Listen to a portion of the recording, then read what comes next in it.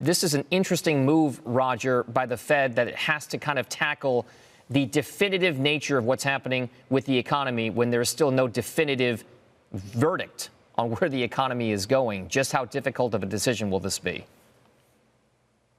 Look, I think you're right to say they're always making important decisions with a certain amount of uncertainty. They've said they wanted to have increased confidence, and I think yesterday's PPI should give them some increased confidence. As with others, I'm expecting the CPI to continue to show a cooling of inflation. And so I'm expecting that by September, they will be in a position where they're certainly going to be cutting. And that's exactly what the market is expecting as well. The markets are pricing in almost that certainty right now. But now the conversation has drifted more towards, could it be a quarter point?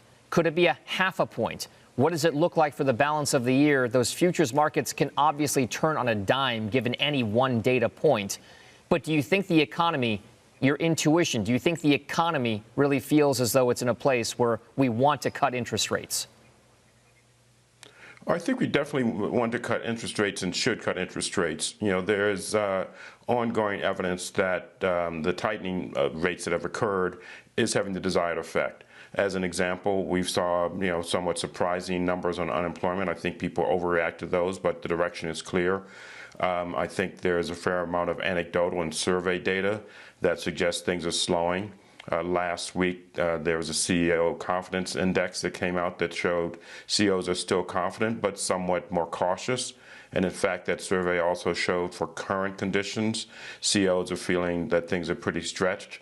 And so I think there's a great deal of data that are showing the economy is softening just enough to warrant a cut in interest rates from these restrictive levels back closer to neutral.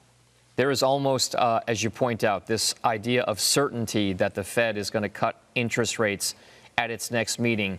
But ahead of that, we have a very big event with regard to the Fed's symposium out in Jackson Hole, Wyoming, where oftentimes a lot of commentary will come out from not just our central bankers, but central bankers from around the world about just the state of play right now with regard to global policy. What can happen in Jackson Hole? What do you expect to happen or not happen ahead of that September meeting for interest rates here in the U.S.?